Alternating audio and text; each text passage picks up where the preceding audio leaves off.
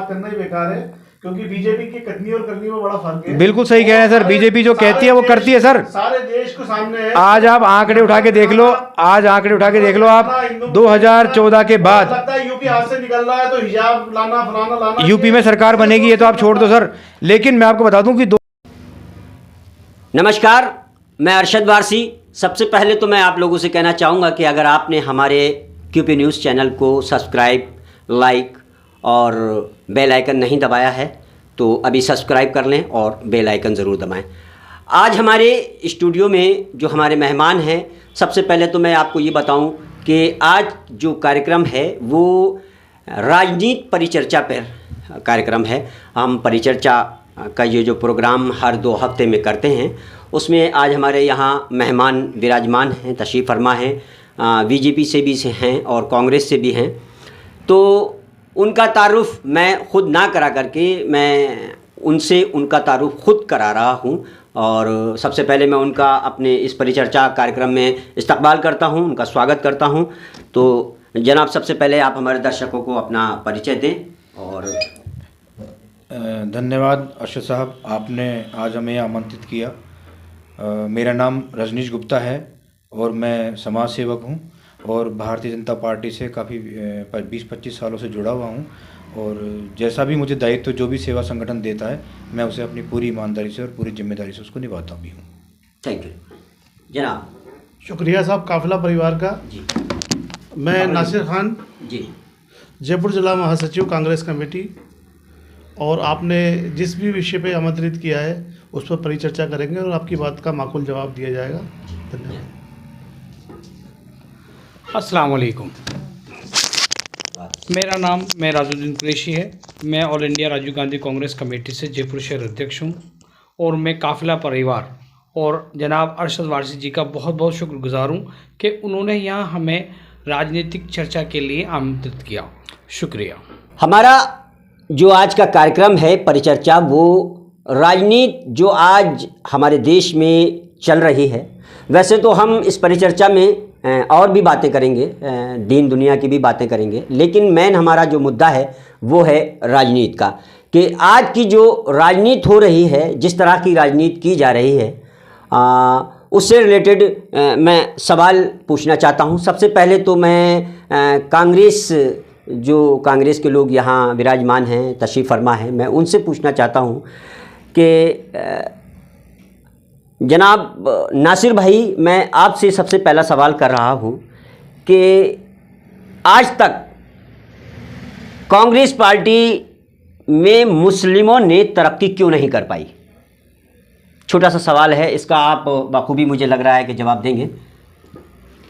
देखिए, ऐसा नहीं है कि कांग्रेस पार्टी में मुसलमानों ने तरक्की नहीं की, लेकिन आपने जो क्योंकि सवाल किया है तो सच से अवगत कराना भी चाहिए जी। और आपने बहुत अच्छा सवाल पूछा है, तो मैं आपके चैनल के माध्यम, काफिला परिवार के माध्यम से हमारे यशस्वी मुख्यमंत्री जनाब अशोक गहलोत से निवेदन करना चाहूँगा कि जिस तरीके से कांग्रेस को दिल खोलकर मुसलमान वोट देता है और सत्ता पे काबिज करवाता है राजस्थान की, उसी तरीके से आप भी ऐसे सवाल पत्रकार भी पूछते हैं हमसे और कार्यकर्ता भी कई महफिलों में भी पूछे जाते हैं। तो मैं आपसे इनके चैनल के माध्यम से निवेदन करना चाहता हूं कि आप भी भविष्य में जो राजनीतिक नियुक्ति कर रहे हैं और नियुक्तियां दे रहे हैं, उसमें भी आप भाई अल्पसंख्यक मोर्चा हुआ, अल्पसंख्यक आयोग हुआ, हज कमेटी हुआ या मदरसा बोर्ड हुआ, ये तो तकरीबन मुसलमान ही संभाल लेंगे और ये मुसलमान ही संभालते हैं और उन्हीं का हक भी है। लेकिन इसके अलावा भी जो और वर्ग हैं और जो हमारे विभाग है, उसमें भी आप अगर दिल खोल कर, जैसे मुस्लिम वोट करता है, ऐसे भी दिल खोल करके आप दरिया दिली दिखाएंगे तो मैं आपका शुक्रगुजार रहूँगा। नहीं जनाब, ये तो आपने अपनी एक अपील कर दी और मुख्यमंत्री को शायद ये बात समझ में आए। मेरा जो कहने का मतलब है, जो मैं पूछना चाहता हूँ कि मैंने जब से अपनी ज़िंदगी संभाली है तब से मैंने सिर्फ एक ऊंचाई पे जाते हुए खुर्शीद आलम को देखा है। खुर्शीद आलम को देखा है, उनके ख़ानदान को देखा है। उसके अलावा जो मुसलमान हैं वो राज्यपाल कहीं पे का, वो तो बहुत से लोग तो जानते भी नहीं हैं कि अब जैसे केरला में आरिफ साहब हैं वो राज्यपाल हैं या एम अंसारी साहब उपराष्ट्रपति बने। इसके अलावा दीगर जगहों पे, जैसे मान लीजिए, मैं फॉर एग्जांपल देता हूं कि आपको जयपुर में ही मान लीजिए, जयपुर में बमुश्किल से अमीन कागजी और आरिफ साहब, रफ़ीक साहब इस मुकाम पे पहुंचे हैं। वो कैसे पहुंचे वो अल्लाह बेहतर जाने। लेकिन कांग्रेस में, जबकि कांग्रेस मुसलमानों को अपना वोट बैंक समझती है, उसके बाद कांग्रेसियों का आखिर ये क्या मकसद रहा कि मुसलमान ज़िला अध्यक्ष और ब्लॉक अध्यक्ष और पार्षद से ऊंचे ऊपर पहुंचा ही नहीं? उसका क्या मतलब रहा कि क्या मकसद रहा, क्या कमी रही ऐसी कि मुसलमान ना तो प्रदेश अध्यक्ष बन पाया, ना महासचिव बन पाया, ना महामंत्री बन पाया, ना ही कोई उप मुख्यमंत्री बन पाया? यानी कि मुसलमान राजनीति में तरक्की क्यों नहीं कर पाया? बस मेरा तो ये सवाल है, इसलिए मैं आपसे सवाल पूछ रहा हूँ। देखिए संपादक महोदय, मैं आपकी इस बात से पूरी तरह सहमत नहीं हूँ। आपने पहला सवाल ही ऐसा किया तो मैंने आपके चैनल के माध्यम से ही, जो सही है और हक बात भी है, मैंने वो अपील हमारे यशस्वी मुख्यमंत्री राजस्थान के अशोक गहलोत साहब के लिए करी। और इसकी अभी जिंदा मिसाल है कि अभी उन्होंने कितना अच्छा बजट पेश किया है। लेकिन आप जो कि सवाल कर रहे हैं कि वो क्यों नहीं पहुंच पाया, ऐसा नहीं है। आपने खुद ने इसका सवाल के शुरू में जवाब दे दिया है कि हामिद अंसारी उपराष्ट्रपति रहे या राज्यपाल केरला के आरिफ साहब हैं, ये कांग्रेस। ऐसा नहीं है सर, ऐसा जहाँ वोट प्रतिशत मिलता है और जहाँ अभी आज से आपने अमीन कागजी साहब का और रफ़ीक साहब का जो जिक्र किया है, आदर्श नगर की सीट किसी भी तरीके से कई मुस्लिम कैंडिडेटों को कांग्रेस ने टिकट दिए हैं, माहिरा साहब और अन्य भी, तकी साहब भी जीते हैं वहाँ से। लेकिन अभी जो एकजुट होकर के वोट दिया है, और कुछ हमारे, हम ये नहीं कहेंगे सिर्फ मुस्लिम, हमारे गैर मुस्लिम भाई जो समझते हैं, राजनीति को अच्छे से जानते हैं, उन्होंने भी इसमें पूरा वोट दिया है कांग्रेसी जो है। और इसीलिए हम किशनपोल की और आदर्श नगर की सीट जीत पाए, जिसके हमारे विधायक बनकर के आए अमीन कागजी साहब और रफ़ीक खान साहब जी। तो ऐसी बात नहीं है कि जहाँ जहाँ परफॉर्मेंस मिलता है और जहाँ वोट प्रतिशत मिलता है, आज ये देखिए अगर वो विधायक बने तो सरकार में उनको कहीं ना कहीं हिस्सेदारी भी दी गई है, उनको चेयरमैन भी बनाया गया है। तो ऐसा नहीं है कि, और मुस्लिम अभी दो पार्ट हुए, हेरिटेज के और ग्रेटर के, इसमें जहाँ जहाँ मुस्लिमों को बहुसंख्यक मुस्लिम हैं और जहाँ अच्छे लोग हैं जो पारदर्शिता वाली राजनीति पसंद करते हैं, उन्होंने मुस्लिम पार्षदों को जिताया है। अब देखिए आज डिप्टी मेयर भी बने हैं असलम फारूकी। तो कभी आगे चल करके ऐसा कुछ नहीं है, अगर कांग्रेस में ऐसा होता है तो ये लोग जो मुस्लिम नाम आप जो गिना रहे हैं ये नहीं होते, मुस्लिमों की अनदेखी नहीं की जाती है। मैं पूरी तरह सहमत नहीं हूँ। हाँ ये है कि कुछ जो दरिया दिली दिखानी है अशोक गहलोत जी को और कांग्रेस को, उसके लिए मैंने आपके चैनल के माध्यम से अपील करी है। शुक्रिया। जनाब, आप इस सवाल का जवाब कुछ दे पाएंगे, क्योंकि आप युवा हैं? बिल्कुल दे पाएंगे, बिल्कुल देंगे और ज़रूर देंगे और इंशाअल्लाह ताला अच्छा जवाब देंगे। जी। आपने कहा कि मुसलमानों को कांग्रेस में तवज्जो नहीं मिलती, आपका कहने का मकसद जी। अगर मुसलमानों को कांग्रेस में तवज्जो नहीं मिलती तो बरकतुल्लाह खान साहब राजस्थान के सीएम रहे हैं जी। सत्ता पक्ष, केंद्र में जो सत्ता पक्ष है, उन्होंने पिछले विधानसभा चुनाव में मुसलमानों को जो है कितने टिकट दिए? सबसे ज़्यादा टिकट राजस्थान में मुसलमानों को कांग्रेस ने दिए और वो जीते भी हैं। जयपुर शहर के अंदर 2 कांग्रेसी विधायक हैं, साले मोहम्मद हैं, जाहिदा खान हैं, अपने अमीन खान जी हैं। तो ये क्या कांग्रेसी नहीं है? कांग्रेस ने इनको टिकट नहीं दिया?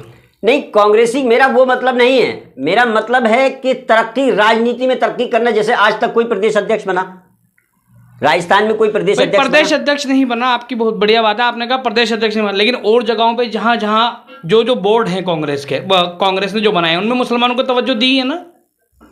प्रदेश अध्यक्ष बनाना कोई ज़रूरी नहीं है। ये बताइए आप कि कांग्रेस ने मुसलमानों को कहाँ छोड़ा? आज़ादी से लेकर के आज तक राष्ट्रपति भी रहे हैं, उपराष्ट्रपति भी बने हैं, कई राज्यों के सीएम भी बने हैं, और प्रेजेंट में अभी हमारे जननायक की सरकार है, माननीय मुख्यमंत्री श्री अशोक गहलोत जी की, उन्होंने मुसलमानों को कहाँ नज़रअंदाज किया? फिर यही तो मैं कहना चाहता हूं, फिर मुसलमान क्यों कहता है कि हम दरी पट्टी उठाने वाले हैं? नहीं, ये उन लोगों की सोच है जो इस बारे में समझते नहीं हैं। हाँ, जो समझते हैं वो ये बात नहीं बोलेंगे। बरगलाने वाले और विरोधी पक्ष ऐसी बात कहते हैं, कोई कांग्रेसी नहीं। हर पार्टी में 2 पक्ष होते हैं, विपक्ष और विपक्ष। पार्टी के अंदर भी होते हैं। जो पक्ष में है वो कभी ऐसी बात नहीं करेंगे। कांग्रेस ने मुसलमानों का साथ दिया है, हर हाल में दिया है। बताओ कहाँ नज़रअंदाज किया? कहाँ पर इन्होंने उठाया है, आप ये बताएं, कहाँ पर उठाया है? कहाँ नहीं उठाया वो बताओ आप। भाई मुसलमान खुद चिल्लाता है कि हमें तो कांग्रेस सिर्फ वोट बैंक समझती है, हमें तो सिर्फ वोट बैंक समझती है। ये वो लोग चिल्लाते हैं, जरूरी है क्या उनके चेहरों पे थोड़ी लिखा है वो मुसलमान है? उनके चेहरों पे लिखा है क्या वो मुसलमान है? ऐसा कहीं नहीं है। कांग्रेस ने आज़ादी के बाद से लेकर के आज तक कहीं मुसलमानों को नज़रअंदाज नहीं किया। Thank you. दीपक साहब। अरशद साहब जी। मैं बिल्कुल आपको बताना चाहूँगा जी कि आज़ादी से लेके जी और 2013 तक जी केंद्र में भी हमारे कांग्रेस का राज रहा जी है ना। बीच में ज़रूर चंद समय के लिए कुछ सत्ताएं परिवर्तित हुई थी। जी देवेगौड़ा साहब आए थे, पीवी नरसिम्हा राव साहब आए थे, वाजपेयी साहब आए थे जी। लेकिन हम अगर आंकड़ा निकालें आपके जी सवाल के अनुसार, मैं बताता हूं जी कि अगर अपन केवल राजनीति को नहीं लें, साथ में अपन अन्य क्षेत्रों में भी अगर बात करें तो कांग्रेस ये कहती है कि मुस्लिम हमारी पार्टी है और हमारा वोट बैंक है, और मुस्लिम भी इस चीज़ को एक्सेप्ट करता है, रियलाइज़ करता है कि हम कांग्रेस को वोट देते हैं, इसके अलावा हम किसी को वोट नहीं देते। कुछ समय तक के पहले की ये धारणा थी, अब तो खैर काफ़ी लोग परिवर्तित हो गए, लोग समझदार भी हो गए। मैं आपकी बात से बिल्कुल सहमत हूँ कि कांग्रेस ने कभी भी मुस्लिम पार्टी को आगे नहीं आने दिया, सिर्फ उनको अपना वोट बैंक बनाकर यूज़ करते रहे। उसका सबसे बड़ा कारण ये रहा है कि अगर मुस्लिम जागरूक हो जाता है, साक्षर हो जाता है, पढ़ाई लिखाई करना शुरू कर देता है, तो वो तुलना करना शुरू कर देता है कि हमारे लिए बेहतर क्या है और हम किस रास्ते पे हम चलें। आज मैं आपसे बताना चाहूँगा अर्शद साहब कि आप अगर एक आंकड़ा निकालें, साक्षरता का सर्वे करें हम लोग, तो आप ये बता दीजिए कि कितने % लोग मुस्लिम साक्षर हैं, 8वीं पढ़े लिखे, 10वीं पढ़े लिखे, 12th पढ़े लिखे, और सरकारी नौकरी में अच्छे पद पर कितने मुस्लिमों को आज तक नियुक्ति मिली है। अगर कोई भी इंसान, चाहे वो मुस्लिम हो या हिंदू हो, सिख हो, समाज, कोई भी इंसान किसी भी समाज से जुड़ा हुआ है, किसी भी वर्ग से जुड़ा हुआ है, वो पहले अपनी औलाद को बढ़ावा देगा या पड़ोसी की औलाद को बढ़ावा देगा। अगर कांग्रेस ये मानती है कि मुस्लिम हमारी कम्युनिटी है, हमारा वोट बैंक है, तो पहले साक्षरता मुस्लिम को मिलनी चाहिए थी। आज हिंदुस्तान के जितने भी बड़े बड़े दर्जे पे लोग बैठे हैं, उसमें मुस्लिम के कितने लोग हैं? चंद लोगों को गिन के आप ये नहीं कह सकते कि सब मुस्लिम ने तरक्की कर ली। अब्दुल कलाम साहब अगर राष्ट्रपति बन गए तो हम राष्ट्रपति नहीं मानेंगे पूरे मुसलमानों को। वो उनकी ठीक है, अपवाद हर उसमें होता है, और ये सच्चाई है कि कांग्रेस ने सिर्फ यूज़ किया है, देश को बांटा है और देश को लड़ाया है, और जो वोट बैंक था उसको कभी भी साक्षर नहीं होने दिया। अगर आप मेरी बात को गलत नहीं समझे तो मैं एक उदाहरण देना चाहूँगा। बिल्कुल दें, बताएं। अपन यहाँ बिल्कुल डिस्कस करने बैठे हैं, किसी भी गुफ्तगू को हम अपने व्यक्तिगत ऊपर नहीं लें। कांग्रेस ने मदरसे खुलवाए, बिल्कुल अच्छी बात है, हमें हमारी भाषा का ज्ञान होना चाहिए, हमें हमारा मजहब का ज्ञान होना चाहिए, लेकिन मुस्लिम को मदरसे तक सीमित रख दिया, स्कूल में, कॉलेज में, किसी यूनिवर्सिटी में नहीं जाने दिया, क्योंकि मुझे पता है कि ये जाएंगे, समझदार होंगे, तुलना करेंगे और सीख जाएंगे कि हम इनके साथ क्या करते आए हैं। आज एक सोतेली माँ अपने बेटे को छाती पे लगा के घूम रही है, दुनिया देखती है, देखो कितना प्यार करती है अपने बेटे से, कितना लाड लड़ा रही है, लेकिन उसकी मानसिकता क्या है उसके पीछे कि न तो ये पैदल चलेगा, ना इसको चलने लायक छोड़ूंगी, इसको विकलांग कर दूंगी मैं। आज मुझे बताइए, अगर आप लोग व्यक्तिगत ना लें तो आज मुस्लिम समाज दरी पट्टी बिछाता है, पंचर निकालता है, कलर पेंट करता है, डेंट पेंट करता है, जितने भी आज मिस्त्री करे के जो काम है ये कौन करता है? मुस्लिम समाज करता है। 70% लोग मुस्लिम समाज के लोग हैं जो ये काम करते हैं, बाकी अदर कास्ट के लोग करते हैं। जिस दिन उनके हाथ पैर काम करना बंद कर देंगे वो रोटी के लिए मोहताज हो जाएंगे, अगर उनके बच्चे अगर उनका साथ नहीं दें तो सबसे पहले मैं एक चाहूँगा इस चैनल के माध्यम से, आपके माध्यम से मैं ये संदेश देना चाहूँगा कि कोई भी मुस्लिम समाज का व्यक्ति या किसी भी समाज का व्यक्ति सबसे पहले अपनी परिवार को, अपनी संतान को साक्षर बनाए, उनको शिक्षा दे। अगर वो शिक्षा देगा तो जाहिर सी बात है कि उसको पढ़ाई करेगा तो अच्छे पद पे जाने की कोशिश भी करेगा। फिर आज 10वीं पास, 12th पास करने के बाद, ग्रेजुएशन करने के बाद कौन बच्चा चाहेगा, कौन इंसान चाहेगा, कौन युवा चाहेगा कि मैं पंचर का काम करूं या मैं डेंटिंग पेंटिंग का काम करूं? वो अपने प्रयास करेगा, अपनी एनर्जी को कहीं सरकारी नौकरी में, कंपटीशन में कहीं भी लगाएगा। और आज सरकार अल्पसंख्यक के नाम से काफ़ी मदद भी कर रही है, उसका फ़ायदा उनको मिलेगा। तो बशर्ते है कि वो उस लाइन पर जाएँ, अपनी इच्छा को मजबूत करें, अपने इरादे को मजबूत करें और साक्षर होने की कोशिश करें। अगर साक्षरता हमारे अंदर आ गई तो निश्चित रूप से हम ये समझ जाएंगे कि कौन हमारा उपयोग कर रहा है, कौन हमारा दुरुपयोग कर रहा है जी। और मैं आपके चैनल से फिर एक बार ये कहना चाहूँगा कि इस हिंदुस्तान में कभी भी कोई किसी ने पक्षपात नहीं किया, सिर्फ कांग्रेस के अलावा। आज 65 साल कांग्रेस ने राज किया और 65 साल तक मुस्लिम समाज ने कांग्रेस को अपने खून पसीने से सींचा है। और आज अगर हम उठा के देखें अपने नज़रिए को तो सबसे पिछड़ा वर्ग मुस्लिम समाज ही है। आज निम्न स्तर के, मैं ये नहीं कह रहा कि मुस्लिम समाज में अच्छे लोग नहीं हैं, अच्छे पद पर लोग नहीं हैं, इंशाल्लाह बिल्कुल हैं, बैठे हैं और आगे भी इंशाल्लाह उनको कामयाबी हासिल हो। लेकिन ज़्यादातर अगर हम औसत निकालें जनसंख्या के हिसाब से, अब जैसे मेरे भाई ने कहा कि साहब पार्षद भी हैं, कहाँ हैं? जहाँ मुस्लिम बहुल क्षेत्र है सिर्फ वहीं हैं पार्षद। और पार्षद कोई क्वालिफिकेशन या कोई उसकी वो नहीं है काबिलियत। पार्षद मुस्लिम क्षेत्र है, अपने भाई को अगर दीनी भाई मान के वोट दे दिया और वो पार्षद बन गया, कितने साल के लिए बन गया वो, उसके बाद उसकी रोटी का जरिया क्या है? उन्नति का मतलब राजनीति में ये नहीं साहब कि आप पार्षद बन गए या विधायक बन गए तो आपकी जीवन भर की रोटी हो गई, आप रोटी कमाने नहीं आए। पार्षद, विधायक, सांसद ये एक समाज सेवा का जरिया होता है। आज अगर हम कोई भी समाज सेवा करना चाहें, हमारे पास कलम की ताकत नहीं है, पावर नहीं है, तो हम समाज सेवा नहीं कर सकते। चाहे हमारे हमारे इरादे कितने भी बुलंद हो, हमारे पास कितनी भी ताकत हो, हमारे पास कितनी मेजॉरिटी हो, जब तक एक पार्षद साइन नहीं करेगा लाइट नहीं लग सकती, लाइन साफ नहीं हो सकती, सड़क नहीं बन सकती, विधायक साइन नहीं करेगा तो कोई नहीं कर सकता। तो ये तो समाज सेवा करने का एक माध्यम है कि पार्षद बन गए, विधायक बन गए या सांसद बन गए। लेकिन वास्तव में अगर हमारे परिवार का, हमारे समाज का और हमारे धर्म का, हमारे मजहब का अगर हमें उत्थान करना है तो हमें साक्षर बनना पड़ेगा।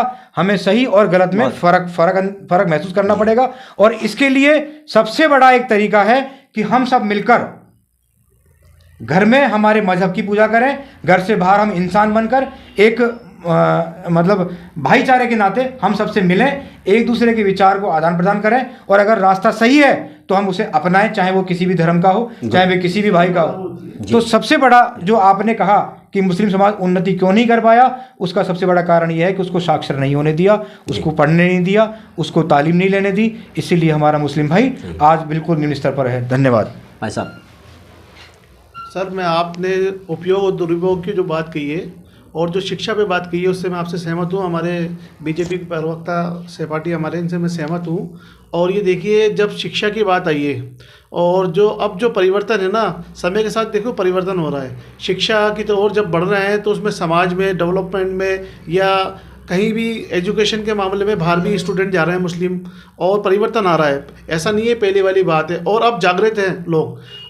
पहले क्या हो चुका पिछले सालों में या पिछली सरकारों में, वो अब नहीं हो रहा है। परिवर्तन का दौर है और इस बात को आपने जो कही है 100% हर समाज समझ रहा है। और आप 2013 से पहले और 2013 से पहले कांग्रेस सरकार बिल्कुल उसमें दुरुपयोग किया गया। बिल्कुल, अब निश्चित रूप से मैंने कहा ना, अब तो उन्नति कर रहे हैं। घर में आपने कहा मजहब को वो सभी अपने पूछते हैं और ये हकीकत इंसानियत भी ये कहती है। और हमारे मजहब ने जो सिखाया है कि आपका अगर गैर मुस्लिम भी अगर भाई है तो पहले उसका, आपका पड़ोसी है तो पहले उसका आप देखो सलूक सुख।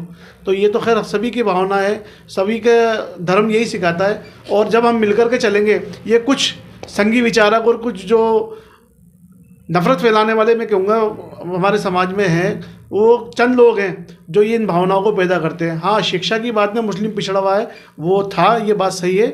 और अब इसमें परिवर्तन है और एजुकेशन की तरफ ध्यान दिया जा रहा है। और इसमें धीरे धीरे जो पहले अपनी सीटों पे या अपने पदों पर आसीन नहीं थे, या किसी एजुकेशन में, किसी विभाग में, किसी अपने मेडिकल साइंस में या किसी में जो अब परिवर्तित हो रहा है और समाज आगे बढ़ रहा है, वो निरंतर और आगे बढ़ेगा, ऐसी मैं आशा करता हूँ। और आप ये देखें, समय के साथ में बदलाव आएगा। बिल्कुल। मेराज भाई क्या कहते हैं? बिल्कुल साहब, मैं मेरे दोनों सहपाठियों की बात से मैं सहमत हूँ। और आज बदलाव का वक्त है, बदलाव आ भी रहा है, ठीक है ना। इसमें किसी पार्टी का कोई हाथ नहीं रहा कि कोई साहब जो है उसने शिक्षा के लिए रोका है। किसी पार्टी ने नहीं रोका है। शिक्षा आदमी का, ये समझ लीजिए, एक जन्मसिद्ध अधिकार है और ये अधिकार उसे उसके परिवार से मिलता है। बिल्कुल, बिल्कुल। ना कि कोई पार्टी देती है। कोई पार्टी आपको, आप किसी मदरसे में, स्कूल में या किसी यूनिवर्सिटी में दाखिला लेंगे तो कोई पार्टी आपको नहीं रोकेगी।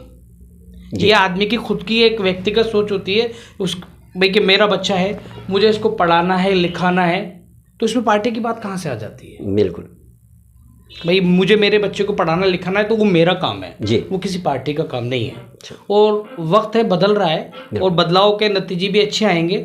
आज बिल्कुल हम लोग मुस्लिम समाज धीरे धीरे साक्षरता की ओर बढ़ रहा है बिल्कुल, और बड़े बड़े ओहदे खैर, पे भी पहुंच रहा है। राजनीति की बात चल रही है और राजनीति से रिलेटेड हम बातें कर रहे हैं यहाँ। अभी और भी बातें और भी सवाल पैदा होंगे।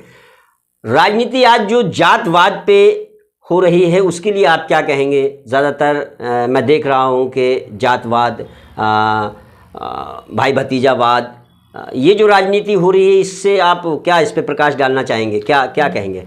मैं बिल्कुल प्रकाश डालना चाहूँगा। राजनीति का मकसद सिर्फ सेवा भाव का होता था। आज राजनीति का मकसद सेवा भाव ना हो करके कुछ लोगों की विचारधारा से फूट डालो, राजनीति करो, ये हो गया। फूट डालो, राज करो जी। आज हिंदू मुसलमान में आपस में एक दूरी पैदा की जा रही है, वो किसी भी मसले को लेकर के हो। जैसे कि अभी आपने कुछ दिन पहले देखा होगा, हिजाब वाला मसला चला था। ये चंद लोगों की एक सोच है, जो संकीर्ण सोच के लोग हैं ना, उनका है ये मामला।